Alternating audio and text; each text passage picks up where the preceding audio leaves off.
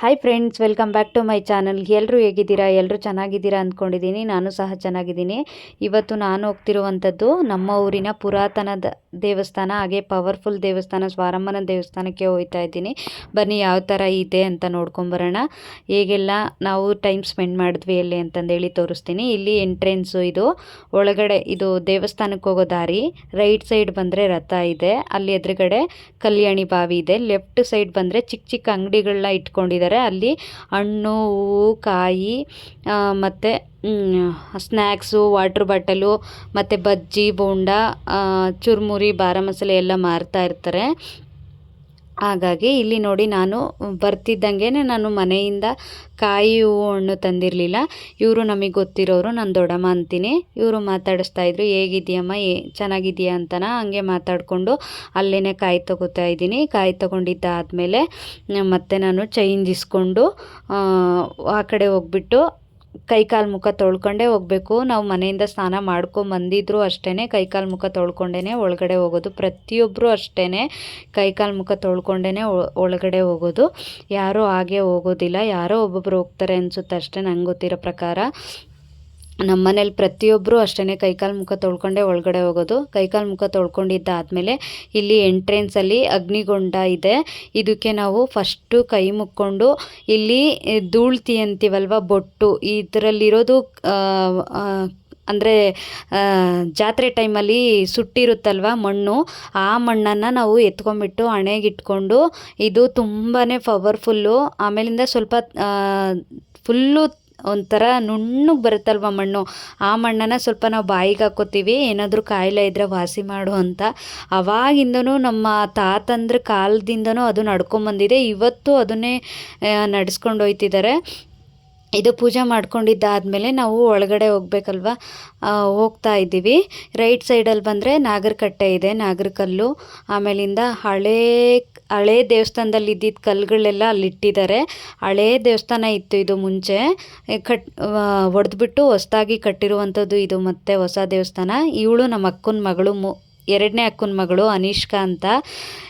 ಅಲ್ಲಿ ದೀಪಾಲೆ ಕಂಬದಲ್ಲಿ ಇಟ್ಟಿರುವಂಥದ್ದು ಅರಿಶಿನ ಕುಂಕುಮ ಎಲ್ಲ ತೊಗೊಂಬಂದ್ಬಿಟ್ಟು ನಮ್ಮ ಅಕ್ಕಂಗೆ ಇಡ್ತಾಯಿದ್ಲು. ಇವರು ನಮ್ಮ ಮೂರನೇ ಅಕ್ಕ, ಅವನು ನಮ್ಮ ಫಸ್ಟ್ನೇ ಅಣ್ಣನ ಮಗ. ಇವನು ಏನಂದರೆ, ಅವಳು ಇಡ್ತಾಯಿದ್ರೆ ಇಡಿಸ್ಕೊತಾ ಇಲ್ಲ, ಮುತ್ತು ಕೊಡ್ತಾ ಇದ್ರೆ ಕೊಡಿಸ್ಕೊತಾ ಇಲ್ಲ. ಯಾಕಂದರೆ ಎಲ್ಲಿ ಕಚ್ಚಿಬಿಡ್ತಾಳೋ, ಎಲ್ಲಿ ಹೊಡೆದ್ಬಿಡ್ತಾಳೋ ಅಂತ ಅವನಿಗೆ ಭಯ. ಆಮೇಲಿಂದ ಅವ್ರ ಅಕ್ಕ ಬಂದುಬಿಟ್ಟು, ನಿಮ್ಮಮ್ಮ ಬಂದಿದೆ, ನಮ್ಮಮ್ಮ ಬಂದಿದೆ ಅಂತಿದ್ಲು. ಅದಕ್ಕೆ ಅವಳು ಪಾಪ ಎಲ್ಲಿ ನಮ್ಮಮ್ಮ ಅಂತ ನೋಡ್ತಿದ್ಲು. ಆಮೇಲೆ ಇವನು ನಾನು ಬಂದಿದ್ದು ನೋಡಿ ಅತ್ತೆ ಅಂತ ಬಂದ. ಆಮೇಲಿಂದ ಆದ್ರೂ ಅವರಮ್ಮ ಬಂದಿದೆ ಅಂದ್ರೂ ಹೋಗಲಿಲ್ಲ, ಅವಳು ಹಂಗೆ ಆಟ ಆಡ್ತಿದ್ಲು. ಇಲ್ಲಿ ಬರ್ತಿದ್ದಾಳಲ್ವ ನಮ್ಮ ಸಿಂಚು, ಇವಳು ಬಾ ಅಮ್ಮ ಬಂದಿದೆ ಹೋಗೋಣ ಅಂತಂದು ಎತ್ಕೊಳಕ್ಕೆ ಹೋಗ್ತಿದ್ದಾಳೆ. ನಮ್ಮ ಮನಿಷ್ಕ ಹೋಗ್ತಾನೆ ಇಲ್ಲ, ನಾನು ಬರಲ್ಲ ಬಿಡು ಬಿಡು ಅಂತ ಅಳ್ತಾನೆ ಇದ್ದಾಳೆ. ನೋಡಿ ನಮ್ಮ ಗುಂಡ ಪಾಪ, ಬಿಡು ಅಕ್ಕ, ಅವಳು ನಮ್ಮ ಜೊತೆನೇ ಇರ್ತಾಳೆ, ಹೋಗು ನೀನು ಅಂತಂದೇಳಿ ಬಿಡಿಸ್ಕೊಳಕ್ಕೆ ಹೋಯ್ತವನೆ. ನಮ್ಮ ಸಿಂಚು ಬೈದ್ಬಿಟ್ಟೆ, ಸುಮ್ಮನೆ ಇರೋ ನೀನು ಅಂತಂದೇಳಿ ಕರ್ಕೊಳಕ್ಕೆ ಹೋಯ್ತಿದ್ದಾಳೆ. ನೋಡಿ ಒಂದು ರೌಂಡ್ ಹಾಕಿಸ್ತಿದ್ದಾಳೆ, ಹೋಗ್ತಾನೆ ಇಲ್ಲ ಹುಡುಗಿ. ಆಮೇಲೆ ಲಾಸ್ಟಲ್ಲಿ ನಮ್ಮ ಅಕ್ಕ ಬಂದುಬಿಟ್ಟು, ಎಲ್ಲಿದೆ ಅಕ್ಕ ಹೇಳು, ನಾನೇ ಕರ್ಕೊಂಡೋಗಿ ಬಿಟ್ಟು ಬರ್ತೀನಿ ಅಂತಿತ್ತು. ನಮ್ಮ ಸಿಂಚು ಹೊರಗಡೆ ಇದ್ದಾರೆ, ಕಾರಲ್ಲಿ ವೆಯ್ಟ್ ಮಾಡ್ತಿದ್ದಾರೆ ಅಂತ ಅಂದ್ಲು. ಆಮೇಲೆ ಬಾ ಹೋಗೋಣ ನೀ ಅಂದಾಗ ಅವಳು ಅವ್ರ ಅಮ್ಮನ ಜೊತೆ ಹೋಯ್ತಿದ್ದಾಳೆ, ಅವ್ರ ಆಂಟಿ ಆಗಬೇಕು. ಇದು ನೋಡಿ ಹಳೇ ದೇವಸ್ಥಾನದ್ದು ಇದು ವಿಗ್ರಹ. ಅದು ಹೊಸ ದೇವಸ್ಥಾನ ಕಟ್ಟಬೇಕಾದ್ರೆ ಈ ವಿಗ್ರಹನ ತಗೊಬಂದು ಇಲ್ಲಿ ಇಟ್ಬಿಟ್ಟು, ಇದಕ್ಕೆ ಸಪ್ರೇಟಾಗಿ ದೇವಸ್ಥಾನ ಕಟ್ಬಿಟ್ಟು ಅದಿನ್ನೂ ಕನ್ಸ್ಟ್ರಕ್ಷನ್ ಆಗಬೇಕಾದ್ರೆ ಇದಕ್ಕೇ ಎಲ್ಲ ಪೂಜೆ ಮಾಡೋರು. ಇವತ್ತು ಅದಕ್ಕೂ ಮಾಡ್ತಾರೆ, ಒಳಗಿರೋ ಹೊಸ ವಿಗ್ರಹಕ್ಕೂ ಹೊರಗಡೆ ಇರೋ ವಿಗ್ರಹಕ್ಕೂ ಇವಾಗಲೂ ಪೂಜೆ ಮಾಡ್ತಾರೆ. ಇದು ದೊಡ್ಡ ದೀಪಾಲೆ ಕಂಬ ಹೊಸದಾಗಿ ಕಟ್ಟಿಸಿರುವಂಥದ್ದು. ಇದು ಹಳೇ ಕಾಲದ್ದು, ಪುರಾತನ ಕಾಲದ್ದು, ನಮ್ಮ ಮುತ್ತಂದ್ರ ಕಾಲದಿಂದನೂ ಈ ಒಂದು ದೀಪಾಲೆ ಕಂಬ ಇದೆ. ಅದು ಯಾವುದೇ ಕಾರಣಕ್ಕೂ ಬೀಳಿಸಬಾರ್ದು ಅಂತ ಹಂಗೆ ಬಿಟ್ಟಿದ್ದಾರೆ. ಇದು ಹೊರಗಡೆ ಅಲ್ಲಿ ಕಾಣಿಸ್ತಿದೆಯಲ್ಲ, ಅದು ಶೀಟ್ ಥರ, ಅದು ಚೌಟ್ರಿ ರೆಡಿ ಮಾಡ್ತಿದ್ದಾರಂತೆ, ಈಗ ಛತ್ರ ರೆಡಿ ಮಾಡ್ತಿದ್ದಾರೆ. ಅದ್ರ ಪಕ್ಕನೇ ದೊಡ್ಡದಾಗಿ ಕೆರೆ ಇದೆ. ಲೆಫ್ಟ್ ಸೈಡ್ ಬಂದರೆ ಸ್ವಾರಮ್ಮನ ಬೆಟ್ಟ, ಆ ಕಡೆ ಹೋದರೆ ಶಂಕರಲಿಂಗಪ್ಪನ ಬೆಟ್ಟ ಅಂತ ಇದೆ. ಶಂಕರಲಿಂಗ ಸ್ವಾಮಿ ದೇವಸ್ಥಾನವೂ ಸಹ ಅಲ್ಲಿ ಇದೆ. ಜಾತ್ರೆ ಟೈಮಲ್ಲಿ ಅಲ್ಲೂ ಪೂಜೆ ನಡೆಯುತ್ತೆ, ವಾರನೂ ನಡೆಯುತ್ತೆ. ಹೋಗೋರು ಅಲ್ಲಿಗೂ ಹೋಗ್ತಾರೆ, ಅಲ್ಲೂ ಪೂಜೆ ಮಾಡ್ಕೊಂಬರ್ತಾರೆ. ಇದ್ರದ್ದೊಂದು ಇತಿಹಾಸನೇ ಇದೆ, ಒಂದು ಸ್ಟೋರಿನೇ ಇದೆ. ಇದು ಹೇಳೋದಕ್ಕೆ ಆಗೋದಿಲ್ಲ, ಅಷ್ಟು ಚೆನ್ನಾಗಿದೆ, ಅಷ್ಟು ಪವರ್ಫುಲ್ ಇದು, ಅಷ್ಟು ಚೆನ್ನಾಗಿದೆ ಸ್ಟೋರಿ. ಇದಾದಮೇಲೆ ಲೆಫ್ಟ್ ಸೈಡಲ್ಲಿ ಯಾರಾದ್ರೂ ಇಲ್ಲೇ ಉಳ್ಕೊಳ್ಳೋರು, ದೇವಸ್ಥಾನದಲ್ಲಿ ಅವ್ರು ಹರಕೆ ಕಟ್ಕೊಂಡಿರ್ತಾರಲ್ವ, ಕಾಯಿಲೆ ಇರೋರು, ಏನಾದರೂ ಪ್ರಾಬ್ಲಮ್ ಆಗಿರೋರು, ನಾವು 21 ದಿವಸ ನಿನ್ನ ಅಂಗಳದಲ್ಲಿ ಇರ್ತೀವಿ, ಪೂಜೆ ಮಾಡ್ತೀವಿ, ಆಮೇಲಿಂದ ಇಲ್ಲೇ ಇರ್ತೀವಿ. ಅವ್ರು ಯಾವುದೇ ಕಾರಣಕ್ಕೂ ಮನೆಗೆ ಬರೋ ಆಗಿಲ್ಲ, ಇಲ್ಲೇ ರೇಷನ್ ಎಲ್ಲ ತೊಗೊಂಬಂದ್ಬಿಟ್ಟು ಇಲ್ಲೇ ಇರಬೇಕು. ಅವರು 21 ದಿವಸ ಅಂದ್ಕೊಂಡಿದ್ರೆ 21 ದಿವಸ, 9 ದಿವಸ, 11 ದಿವಸ ಆ ಥರ ಇರ್ತಾರೆ.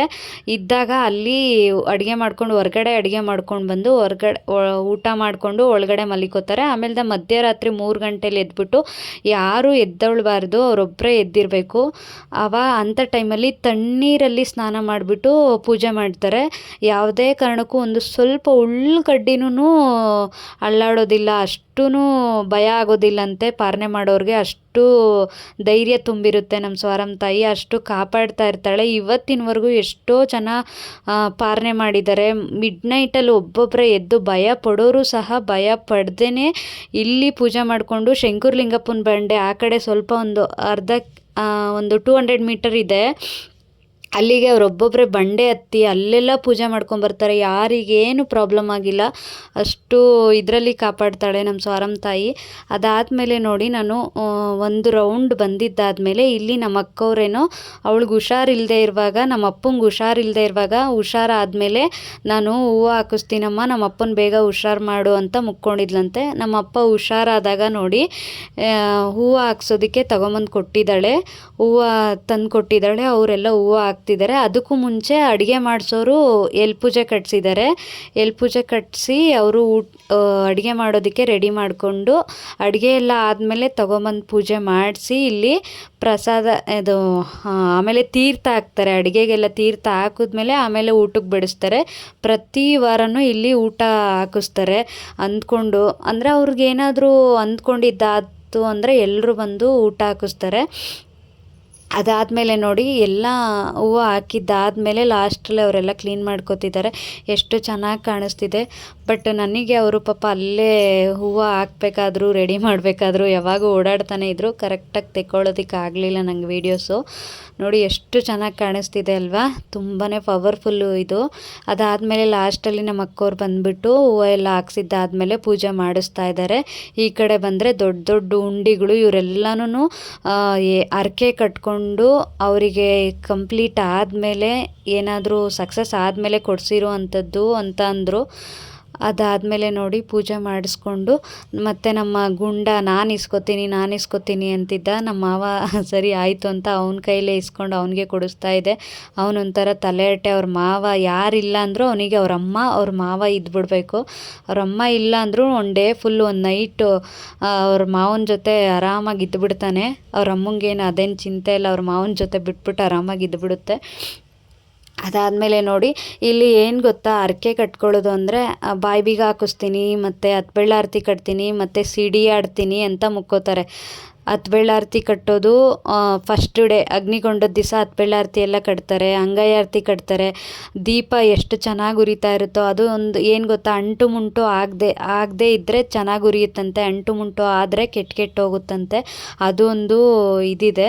ಅದಾದಮೇಲೆ ನಮ್ಮ ಗುಂಡ ಒಳಗಡೆ ಬಂದ, ಆಟ ಆಡ್ಕೊಂಡು ಹಂಗೇನೆ ನಾನು ಕರ್ಕೊಂಡು ಬರೋಣ ಅಂತ ಬಂದರೆ ಅವನು ಏನು ಸುಮ್ಮನೆ ಗಲಾಟೆ ಮಾಡ್ತಾ ಇದ್ದ. ಈ ಕಡೆ ರೈಟ್ ಸೈಡ್ ಇಟ್ಟಿದ್ದಾರಲ್ಲ ಕಂಬಗಳು, ಇದು ಏನಪ್ಪ ಸಿಡಿ ಮರ ಅಂತಾರೆ. ಸಿಡಿ ಮರ ಅಂದರೆ ಇದು ಸಿಡಿ ಆಡೋ ಟೈಮಲ್ಲಿ, ಜಾತ್ರೆ ಟೈಮಲ್ಲಿ ಒಂದು ಕಂಬನ ಉಣ್ತಾರೆ, ಇನ್ನೊಂದು ಕಂಬನ ತಿರುಗಿಸೋಕೆ ಇಟ್ಕೋತಾರೆ. ಈ ಕಂಬಕ್ಕೆ ಕಟ್ಬಿಟ್ಟು ಸಿಡಿ ಆಡೋದಕ್ಕೆ ಬಿಡೋದು.